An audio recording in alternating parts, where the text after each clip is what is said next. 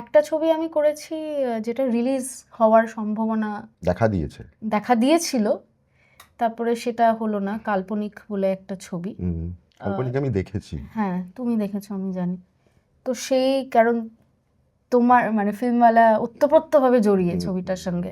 সেই চরিত্রটার কথা আমি এই জন্য বলবো কারণ ওইটা আমার জীবনের প্রথম চরিত্র যেটা কমপ্লিটলি আরবান। মানে আমাকে যেভাবে ভাবা হয় বা যেভাবে রেপ্রেজেন্ট করা হয়েছে সেটা একদম আলাদা একটা রেপ্রেজেন্টেশন।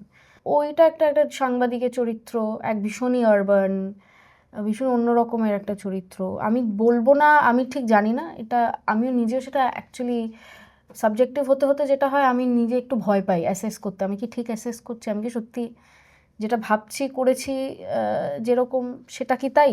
কিন্তু তুই তো অ্যাকচুয়ালি আরবানই, তোর তো বড় হওয়াটা। হ্যাঁ, তাহলে তোকে দেখলে বা তোকে তোর কাজের সময় লোকে তোকে ওই ধরনের ক্যারেক্টার খুঁজে বার করে কেন? সেটা তারা বলতে পারবে। আমার ধারণা সেটা হচ্ছে যে একটা কন্ডিশন আমার মনে হয় ধারণা আছে যে আরবান মানে এই, রুরাল মানে এই। আরবান মানে কি? আমি তো জানি না, আমি তো এখানেই বড় হয়েছি। আমি আসলে দুটোই দেখেছি। আমি কলকাতায় বড় হয়েছি, একদম সাউথ কলকাতায় বড় হয়েছি। এটা ফলাও করে বলার মতন কোনো বিষয় নেই যে সাউথ কলকাতায় বড় হয়েছি, মানে ওইটা বলছি না, মানে এখানে বড় হয়েছি। কিন্তু আবার নাটক করতে গিয়ে গ্রামে মফস্বলে প্রচুর ঘুরে নাটক করেছি। মানে আমার জন্য হ্যাঁ, আমি ডিস্টিংশনটা বুঝতে পারি, মানুষের জীবনের ডিস্টিংশন, জীবনযাত্রা, তাদের lack of privileges way of life, সেটা আমি বুঝতে পারি।